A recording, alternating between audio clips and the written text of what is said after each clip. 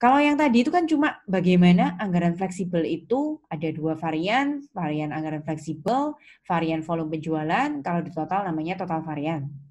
Nah, yang ini saya mau mengajak teman-teman itu mencoba melihat lebih dalam. Hari ini itu kita mau lihat dulu yang bahan baku langsung, direct material, sama yang tenaga kerja langsung atau direct labor. Minggu depannya baru yang factory overhead. Kenapa dipisah? Karena DMDL itu direct, factory overhead itu indirect. Nah, mari kita coba lihat kotak yang kiri AKI AP, kotak yang tengah AKI SP, kotak yang kanan SKSP. Apa itu simbolnya? AKI itu actual quantity, ya. AP itu actual price, SK standard quantity, dan SP standard price. Nanti yang kiri sama tengah namanya varian harga, price variance. Yang tengah sama kanan quantity variance atau efisiensi variance. Paling kiri langsung sama paling kanan langsung namanya total variance. Nah, saya mau kita mencoba melihat dalam sebuah soal AKI, AP, SK, SP-nya bagaimana dalam sebuah soal seperti ini. Kemudian nanti kita akan melakukannya dalam bentuk seperti ini, kotak-kotak yang tadi, sampai ketemu varian dan totalnya. Saya akan menggunakan contoh soal yang ada di chapter ini. Seperti yang tadi, setelah saya capture, mari kita pindah ke PowerPoint. Dari PowerPoint kita pindah ke Excel. Ketika kalian menghadapi sebuah soal, yang pertama kita lakukan di sini adalah bagaimana kita menganalisa varian yang ada di direct material atau bahan baku langsung. Yang perlu kita cari, diketahui dari sebuah soal itu adalah AKI, AP, SKI, dan SP. Saya berceritanya menggunakan PT Sentosa Jaya. Perusahaan ini manufaktur yang memproduksi tas. Jadi bahan bakunya diketahui di sini, satu tas itu membutuhkan 2 meter persegi. Perhatikan baik-baik ya. Standar bahan baku 2 meter persegi per unit. Itu kalau saya simbolkan di sini, itu namanya SKI, Standard Quantity. Satu unit tas membutuhkan 2 meter persegi kulit, misalnya begitu. Standard quantity. Jadi kita memberikan suatu, produksinya itu belum terjadi, kita memberikan suatu perkiraan di masa depan, pokoknya satu unit tas itu kira-kira butuh 2 meter kulit. Nah, misalnya begitu. Namanya standard quantity. Biaya standar per meternya, nah ini juga belum terjadi. Ini kita masih membayangkan kondisi di masa depan, masih kita anggarkan namanya biaya standar. Kita simbolkan SP ya, standard price, 16.000 per meter persegi. Jadi sekali lagi standard quantity yang dinyatakan dalam meter persegi, standard price yang dinyatakan dalam rupiah, kedua data ini belum terjadi. Untuk memproduksi 25.000 unit, jadi kondisi aktualnya nanti yang diproduksi 25.000 unit, itu temennya SKI. SKI itu harus selalu dikalikan dengan unit aktual. Saya kalikan SKI-nya 2 kali 25.000 unit aktual, ketemulah 50.000. Perusahaan telah menggunakan 53.500 meter persegi bahan baku. Nah, ini aktualnya. 53.500 itu actual quantity. Beda ya sama tadi ya. Kalau tadi standar quantity itu kita belum produksi, kita memperkirakan kira-kira satu unit butuh 2 meter. Itu namanya standard quantity. Tapi kalau actual quantity itu berarti berapa yang beneran dipakai selama produksi tas di bulan tersebut itu berapa? Nah, di sini 53.500 kita kasih simbol actual quantity.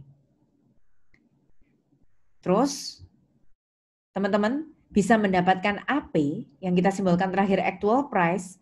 Ini kan harganya 858 juta selama bulan tersebut untuk 55.000 meter.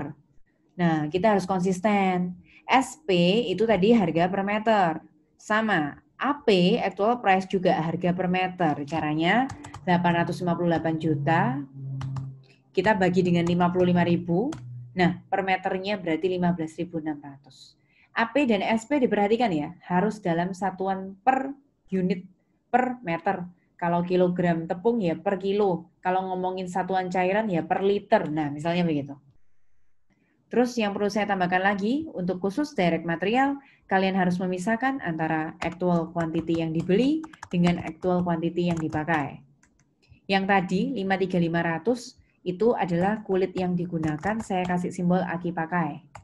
Kemudian 55.000 itu adalah yang dibeli. Jadi saya pisah ya, ada aki pakai sama aki beli. Tentang memisah informasi soal menjadi aki, AP, SK, SP dulu, ada yang mau tanya? Setelah kalian bisa mengidentifikasi aki, AP, SK, SP, varian direct material itu yang paling kiri selalu simbolnya adalah aki kali AP, ya. Yang paling kanan itu selalu standar. Nah, bisa kalian hafalkan tuh. Aktual selalu paling kiri, kemudian standar anggaran itu selalu paling kanan. Tengah-tengah itu kombinasi. Kuantitinya pakai aktual, price-nya pakai standar. Itu kombinasi. Nah, yang di atas, gunakan aki beli, actual quantity yang dibeli. Yang di bawah, gunakan actual quantity yang dipakai. Nah, ini rumus dasar dulu.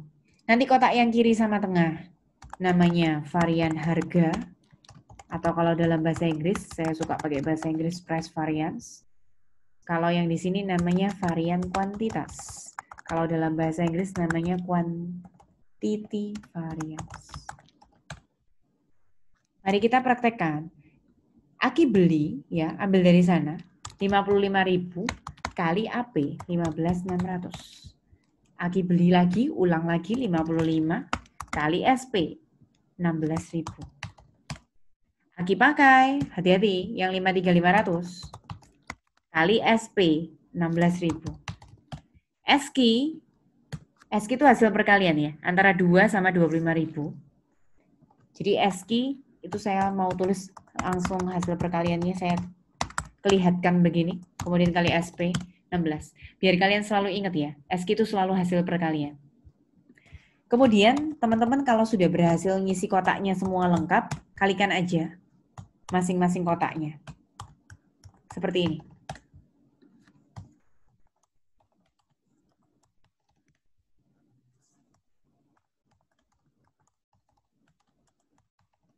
Kemudian saya cetak tebal hasil perkaliannya, saya beri bold di sini. Lalu kita bandingkan ya. Mari kita bandingkan bersama. Varian harga itu selisih kotak yang kiri sama tengah. Lebih besar, kurangnya lebih kecil aja biar nggak negatif. Nah, tetap kalian harus memberikan imbuhan ekor di belakangnya itu favorable atau unfavorable. Kiri selalu aktual, kanan selalu anggaran. Kiri 858, kanan 880 juta. Berarti kiri lebih?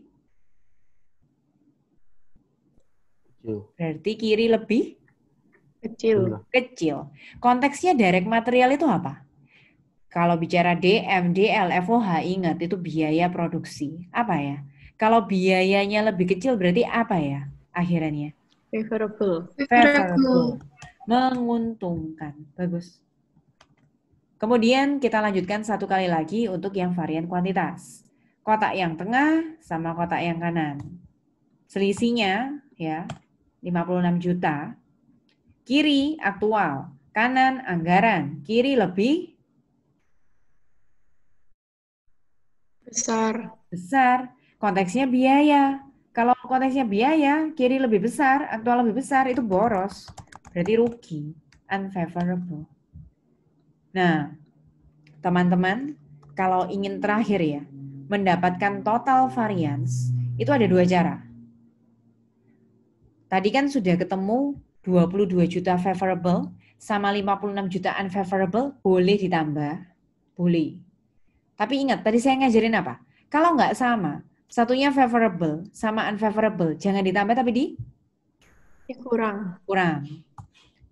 Kemudian akhirannya kalian ikut yang mana? Yang favorable atau unfavorable? Lihat yang lebih besar.